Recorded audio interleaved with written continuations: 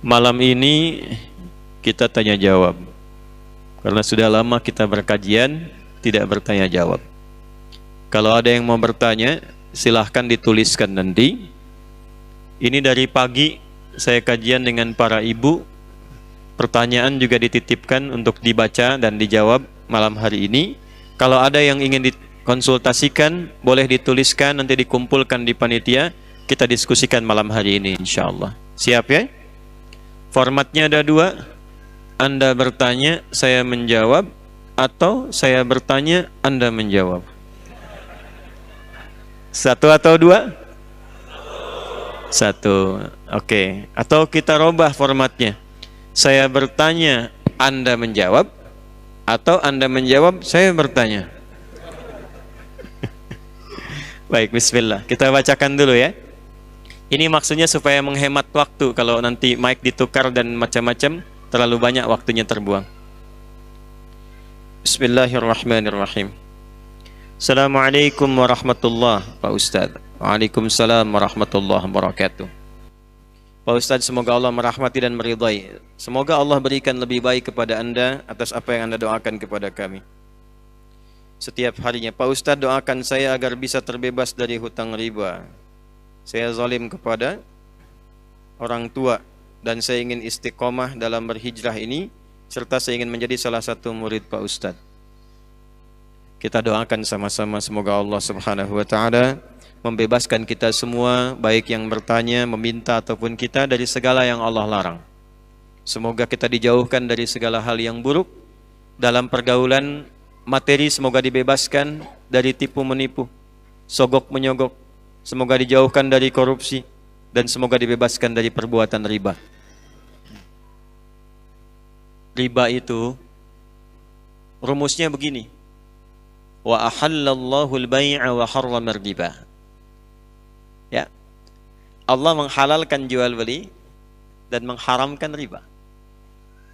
Dan janji Allah, kalau riba ditinggalkan, itu aktivitas niaganya oleh Allah akan diganti dengan yang lebih berkah dan sifatnya lebih menguntungkan dunia akhirat. Jadi meninggalkan riba itu bukan rugi, tapi untung. Itu dulu yang dipahamkan dalam benak kita. Meninggalkan riba itu bukan rugi, tapi untung. Ya. Yamhaqullahu riba wa yurbis shadaqat. Sebaliknya, orang yang terjebak dalam riba seakan-akan mendapatkan yang banyak. Padahal nanti kata Allah akan tersiksa dengan ribanya. Bukan cuma di cicilannya, pikirannya, dan yang terkumpul yang terasa banyak itu nggak ada keberkahannya. Gini. Kalau harta kurang berkah atau tidak berkah, kalau masuk ke perut jadi makanan, nanti itu akan menghambat pusat-pusat kebaikan. Misal, azan terdengar di telinga kan? Allahu Akbar, terdengar tuh. Tapi kalau ada hal yang haram masuk, entah itu dari pencurian, korupsi, sogok menyogok atau riba, masuk ke dalam mulut, diolah, nanti akan menutup bagian fungsi pendengaran kebaikannya. Dia dengar, tapi nggak bisa merespon. Itu yang dimaksud di Quran surah 6 ayat 25, wa fi adhanihim waqra, di telinganya ada sumbatan. Jadi kalau Anda mendengar adzan tapi tidak peduli, padahal Anda mengatakan beriman, coba dicek, baru berbuat maksiat apa sampai telinganya tertutup mendengar kebaikan. Anda pulang dari kantor, lewat pusdai, yang ke masjid banyak. Waktu sholat sudah tiba, Anda yang lewat situ, tapi kok bisa nggak tertarik untuk sholat? Tanyakan, baru berbuat maksiat apa sampai matanya nggak peka pada kebaikan. Mushaf di rumah banyak. Dari yang kecil yang masuk saku sampai yang paling besar yang nggak bisa disakuin. Tapi cuma jadi pajangan, nggak bisa baca. Padahal tiap hari lihat. Tanyakan pada diri kita. Pada diri masing-masing. Dosa apa sampai nggak bisa baca mushaf itu?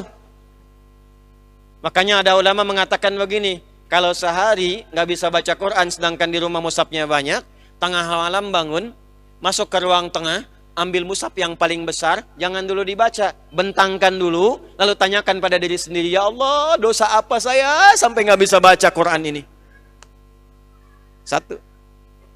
Jadi kalau ada orang yang sudah diarahkan pada kebaikan belum tergerak, itu cuma dua penyebabnya. Satu maksiat, kedua dunia yang berlebihan. Hubbud dunia, dunia yang berlebihan. Nabi mengomentari tentang seorang yang menempuh perjalanan panjang dalam kebaikan. Lalu orang itu ingin berdoa mengangkat tangan. Lalu menutup dengan al-asma'ul husna mengatakan ya Rabb, ya Rabb. Secara kaidah doanya semestinya dikabulkan 3 kali lebih cepat dari orang biasa.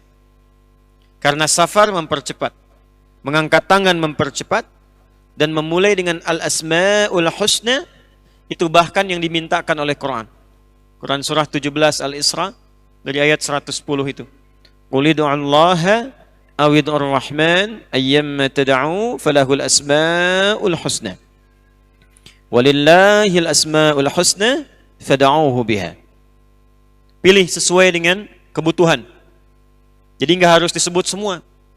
Allah ya Rahman ya Rahim ya Malik ya Qudus dan seterusnya.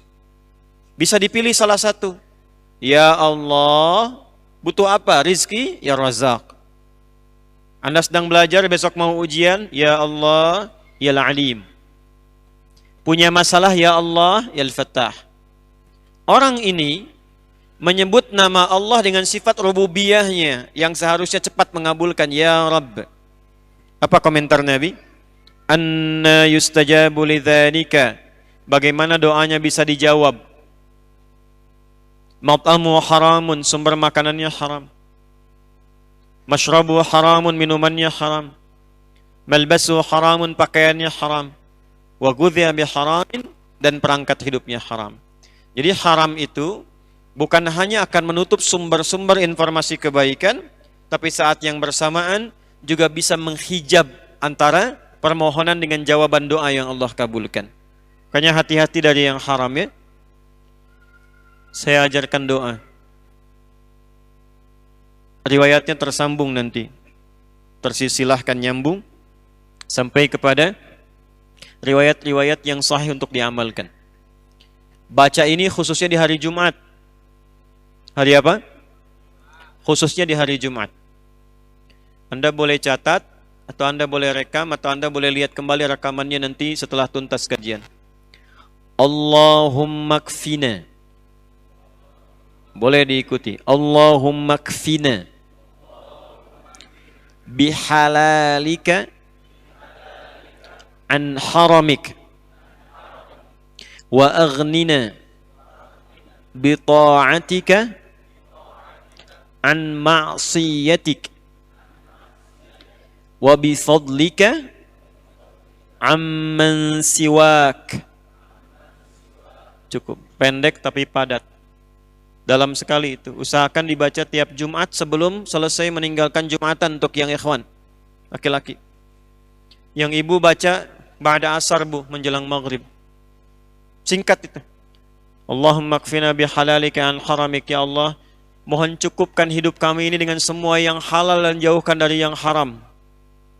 Wa aghnina bi ta'atika an ma'siyatik, dan mohon ya Allah perkaya kepribadian kami dengan semua jenis ketaatan kepadamu dan jauhkan dari maksiat.